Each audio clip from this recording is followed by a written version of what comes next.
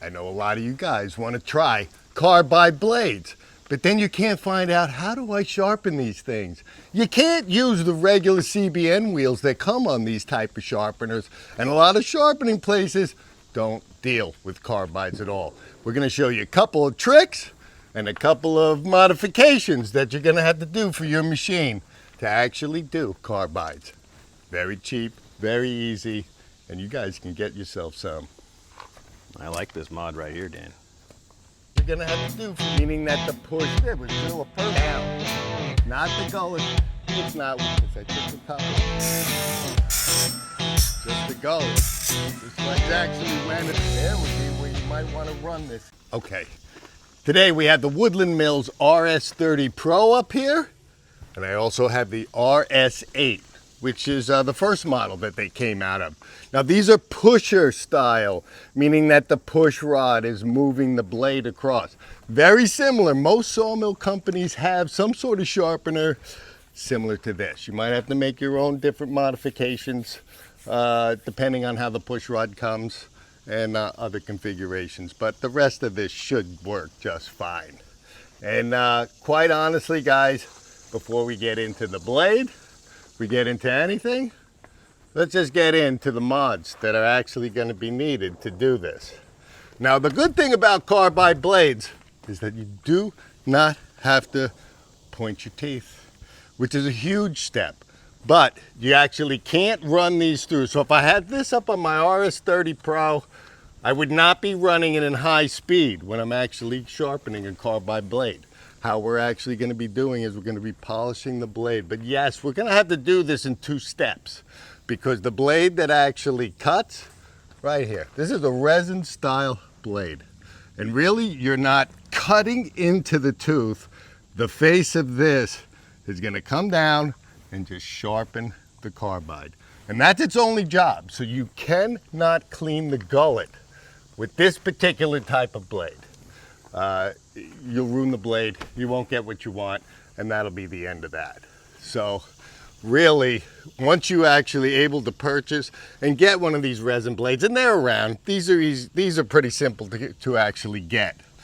When you're doing a carbide blade, because the tips are so extremely hard, you need to have water. You need to have some sort of fluid on there to actually cool it as you're doing it. So real simply, and the reason I picked on modifying my RS8 and keeping it like that is because I can't use it at high speed. Now I know you guys probably don't have 2 sharpeners, so the thing you're gonna have to actually do is change the blade and do it twice. So you could do a group of them, get the gullets cut out, and then you could change your blade and do the group the other way. Me, I leave one set up to just run my carbides, and I use my RS30 Pro to actually do all cleaning of my gullet with the standard CBN wheel. I also, maybe while I'm waiting or something's going on at the mill, I'm also sharpening my carbon blade. So I'm running a sharpener here, and I'm running a sharpener here. Now going on slow speed, or the RS8 takes about 20 minutes to get my blades through. The length of the blade is going to determine how long it takes. So that's really the key of why I put this on Woodland Mills' first sharpener that I've ever gotten. So here, what I did, this was simple. Simple, simple, simple. To make my water tank. Guys, I didn't even add silicone to any of this, and my caps actually aren't even glued. But I don't have a problem with this. And what you need to do is you need to get, or what I did, is I took a copper pipe. I'm gonna grab it right here. So if you really only need to buy a couple of items to make this work. Me, I had PVC laying around. I had to buy this 1/4-inch pipe for what I did. And I put a shut-off valve on it so I can actually adjust the water flow. The size tank I put on, I wasn't sure how much water it would take. This right here gets me 1 round, 1 blade. When I'm finished up, boom, I just pop the cap off, fill it up, do my next one. You could possibly go with a bigger style, and that's one of the reasons I didn't glue my end on first, in case I wanted to make an extension. But real simple, all we did. The hardest part about seeing, you're not gonna see that. So all I did was drill a perfect hole through the pipe. and I brought my pipe up through. Right there at the bottom, very difficult to see. All I did was make a cut into the pipe so that the water would flow into it. Real simple. As it went through the pipe, this was the stability of how tight that actually is. You're not going to have to adjust this when you're done. And really, you take this very easy pipe to bend, and what I did is I bent it to be exactly over. We want to get the water on the tip of the blade. This doesn't need to spray, just needs to drip, keep it wet. I've got mine set so the water just hits directly on the tip of the blade as my resin wheel is coming through, keeping it cool. Gonna be hard to see when I show you, but there's always a little steam that you see going on there. So the water tank modification, piece of PVC. I didn't even do anything fancy. I strapped that on there with a couple of, what are those, Jay? Forgot what these are. Some sort of strap. They're dropping clamps. Let's just go with that. What is pipe clamp? Pipe clamp. Sorry, pipe clamp. Pipe strap or something. My friends, it is on there. Crank it down. Put it in the position that you want to keep the water flowing where you need it to be. Real simple. You're done. You take off your blade, you fill it up, change your blade, and you're back at it. Now the second modification that needs to happen, normally on a blade, and these push rod style blades right here, your pusher is pushing down into that gullet, and that's what's moving the blade across. When you actually do a carbide blade, and all I did was I adjusted my flow here, because what you're trying to do is to push right on the tip of the carbide blade so that it's actually moving the carbides equally, not the gullets you cut on a different machine. This is imperative that these stay exactly where they need to be. I made a very quick I mean, look how sloppy that is. I mean, you could do a better job than I did. I just filed a straight line there so it catches the blade, pushes it along. So realistically, got one more. All I did was, so that I had both options, that I could use it in the gullet way, I just purchased another pusher rod from Woodland Mills. And if I needed to adjust this, it's not welded. You can actually bend it open to get the tip. What I tried to do was to get the tip to ride on the next blade and then grab the carbide. So on each individual different one, the pushers might be different. Imperative that you actually use the tip of the carbide and not the gullet like most other sharpeners are. Now I know I keep calling these blades on both sides, and that's just because I'm so used to changing blades on so many different saws. They're wheels, the CBN wheel and the resin carbide wheel.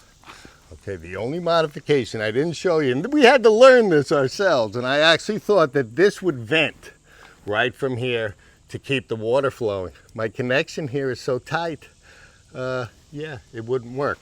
If you look, all I did in front of that hole is I drilled a small vent hole so it creates no pressure in your water tank, and you actually can keep your water flowing consistently throughout your blade.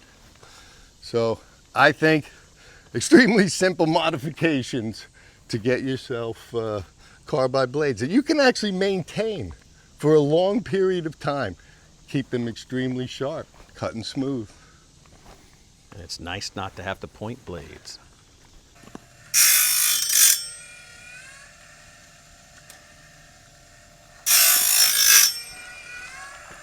Okay, so the first thing I'm actually doing, guys, is I'm cleaning the gullets like you would on any other blade. And the reason that you're actually doing that is that there might be some micro cracks which will actually start to lose the life of your blade, and that's where it's going to break. So if you occasionally, I don't want to say that I actually cut the gullets every time, because I sharpen my own carbides. I might use them for 2 or 3 hours, run them, just get the tips back in position, and then maybe after a 4-hour run, 5-hour run, I would actually cut the gullets, sharpen them, and then move on. But the trick with this, so if you're actually doing your carbide blades, and say you had 10 of them, 5 of them, 2 of them. I would do all of this first and then change your wheel. Having the water setup tank here is not going to affect anything about doing the rest of your work. So you just leave that mounted on there. If you had only one, that's where mine would be. So really what you're trying to do as you're cleaning the gullet is you do not want to touch the tips of the tooth. You want to stay away from that. So realistically, it should be pretty simple operation. And just like normal, if you look, we're not cutting anywhere near the tooth, but it's sweeping and cleaning the whole back before you get to the next carbide. So that's what I do. And if you do have the RS30 Pro, you can actually you can run this operation in your high speed and then just go about your business. So I get all my blades prepared and then I actually put them on. So actually when I pull this one off, I'm going to take it over, I'm going to start running it on there.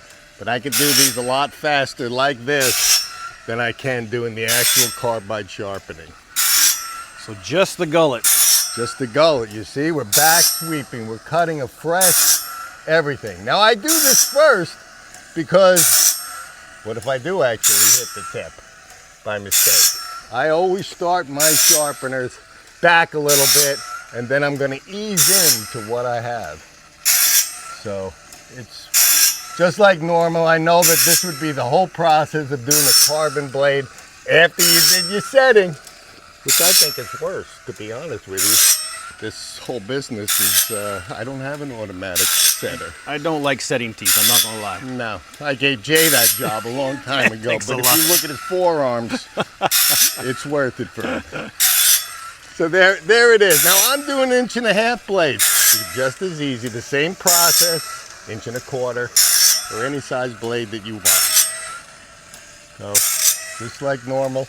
You can see these are not new blades. They've been used. I think these have been sharpened 2 or 3 times already. So there we go. That's how I get them set up to get them moved over to do the actual carbide.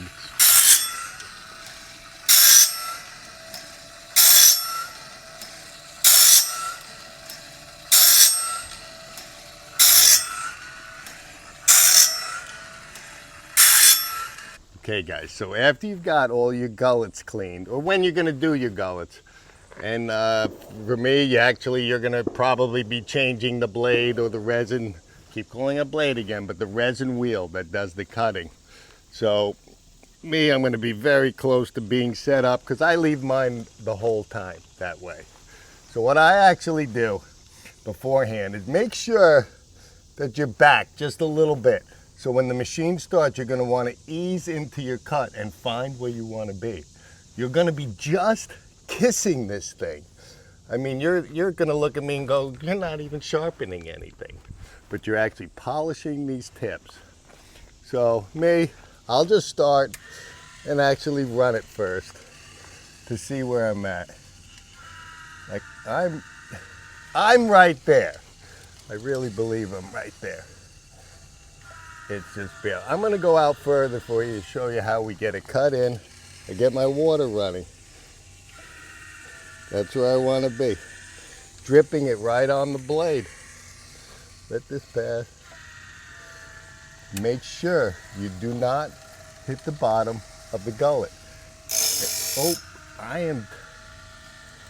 see, we're just kissing that tooth. Mine was actually set to just go.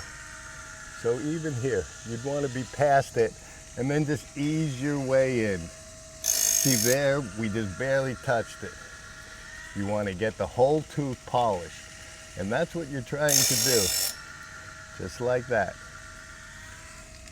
It's very simple once you get going. You see, you're not taking anything.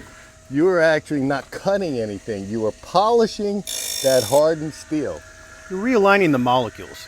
You're realigning molecules to be straight and sharp. And you actually don't need to worry so much.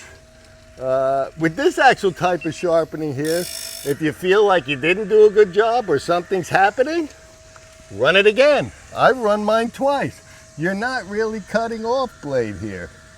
You are actually just polishing here the ends. So there's no sparks. The water is keeping it cool. It's very hot. You can barely see what's going on here. So yes, whether you're using the RS30 Pro, keep this in slow speed because you want to polish that as long as possible. If you're just zapping through this stuff, you're not going to get the results that you want. So it does need to go just a little bit slower. And quite honestly, guys, like normal, I've always actually went and looked for my seam and where it was welded together. So far, every carbide blade that I've had has actually stayed equal. So I really don't worry about setting it up, especially after I ran it once. I'll know what's happening. Now, right there, we had a tooth that didn't touch.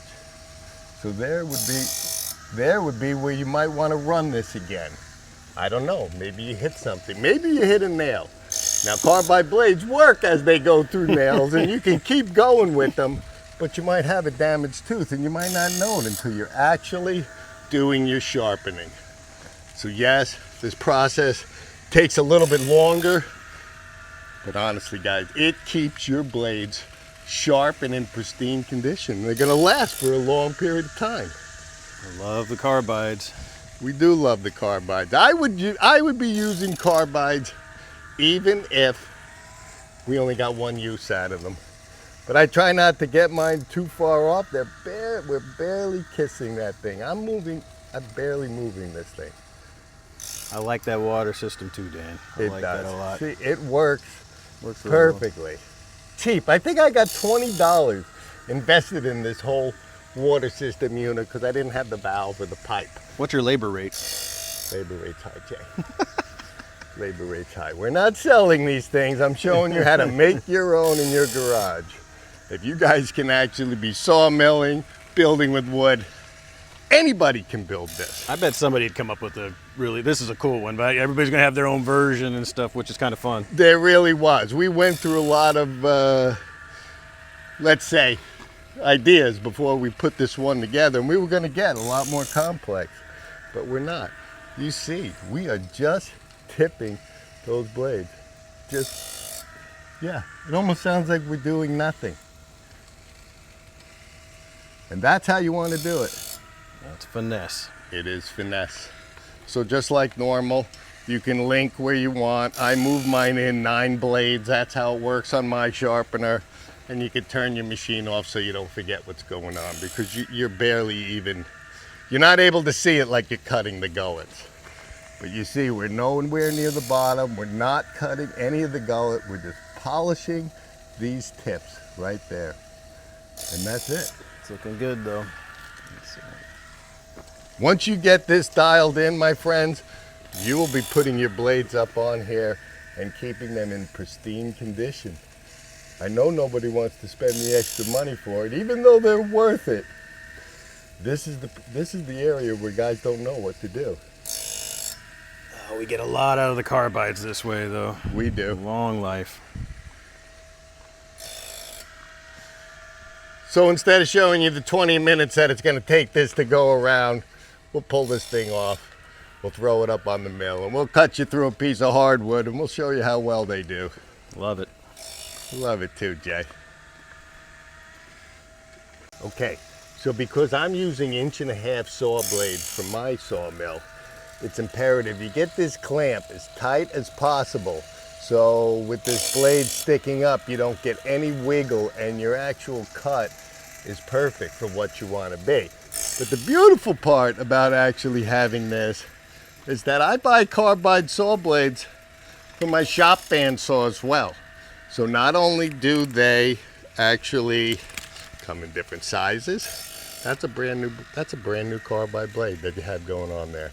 These are 1.25 inches. So when I finish getting this around, I'll show you how much tighter that tooth sits down to there, which actually keeps that blade from actually having any wiggle at all.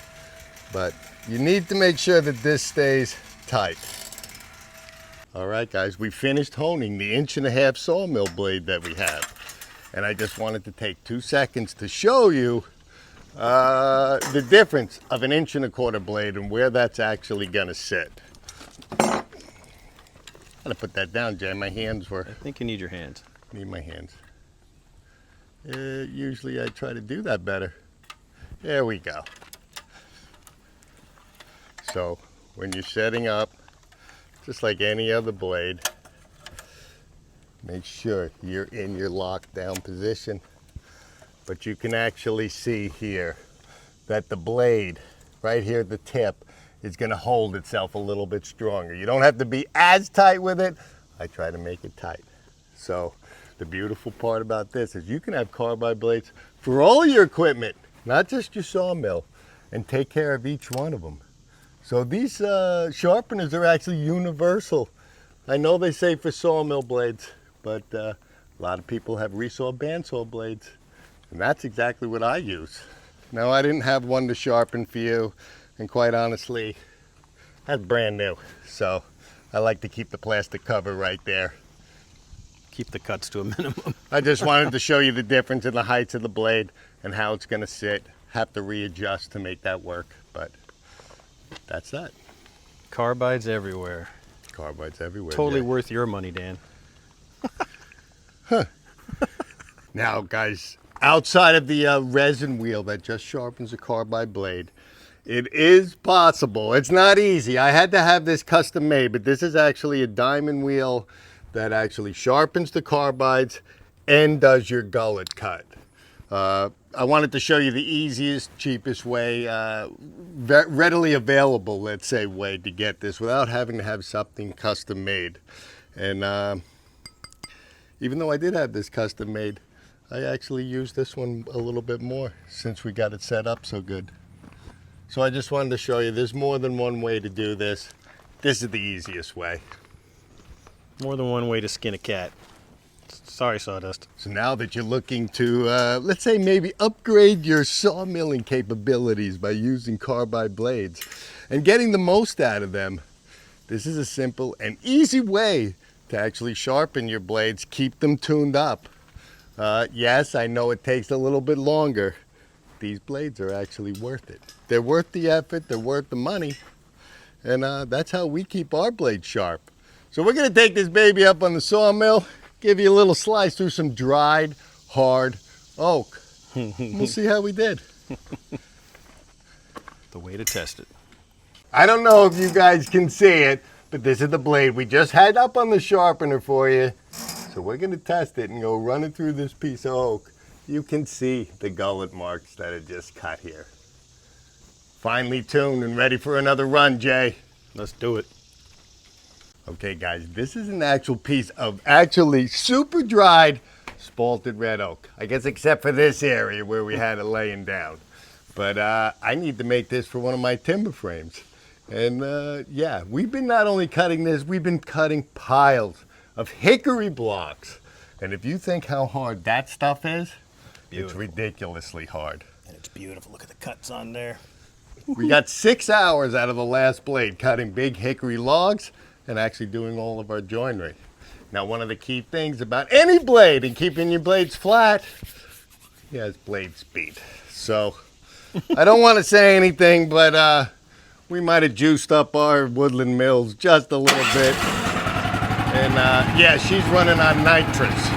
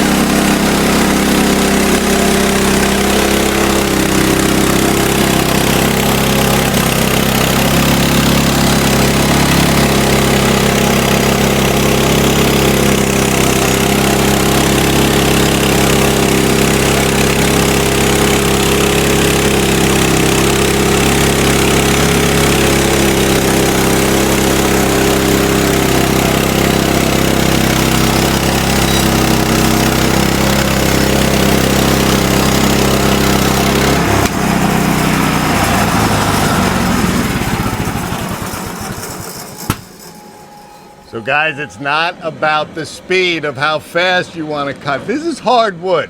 This isn't a tree we just cut down. Look at that cut, my friends. I don't have my little scraper, Jay. Beautiful. So guys, here is the actual cut that you gotta get after you've tuned up your blades. Do you see any blade marks? Do you see any waves? This stuff was ridiculously hard, my friends. So guys, after tuning up your carbide blades, just how we showed you, cheap and easy, smooth as butter, my friends. So I hope this video helped you out, and we'll see you on the next one.